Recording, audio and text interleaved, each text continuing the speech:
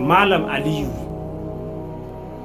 in dai kana so ka rabu da talauci, in dai Malam Aliyu kana so ka rabu da talauci, duk irin talaucin da ya addabi rayuwarka, in dai talauci ne mai sunan talauci, wallahi idan ka ɗauki wannan sirrin, ko kai ko wani in ka ɗau wannan sirrin kana aikata shi, wallahi sai Allah ya raba ka da talauci. Baya kuma a ce talauci irin na kuɗi, kai dai ka wayi gari a ce baka da ko baƙaƙƙen biyar, billahi lazi har ƙasa ta naɗe Allah ba zai nuna maka wannan rana ba, sai dai idan barin maganar annabi sallallahu alaihi wasallam kai ta addu'a usaifil mu'min, ka daure ka yi laki ka yi comment da salatin shugaban halitta annabi Muhammad, kuma ka daure ka aikata wannan sirri.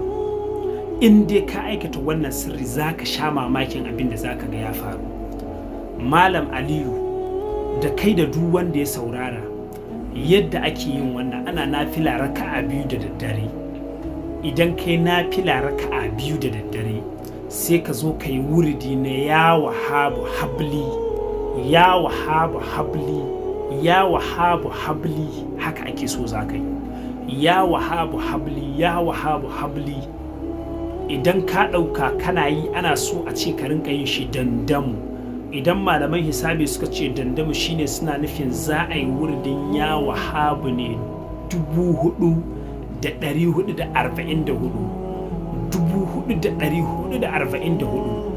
Duk wanda ya aikata wannan, in dai ka ɗauka kana yin sa kullum, baya ka fara yau Lahadi ko ka fara ranar Litinin ko ranar Juma'a, billahi lazi za ka rinka samun manyan kuɗin da tun da kake rayuwarka baka taɓa samun irinsu ba, kuma hanyoyin samu za su buɗe zuwa gare ka ta yadda har sai mutane suna mamakin ina wane ke samun kuɗi. Wannan sirri ne na ya wahabu, yana da matuƙar tasirin gaske wajen rabuwa da talauci, wajen yanke talauci bi izinin Allah da izinin sarki Allah madaukakin sarki. Allah ya bada iko aikatawa, amin summa amin.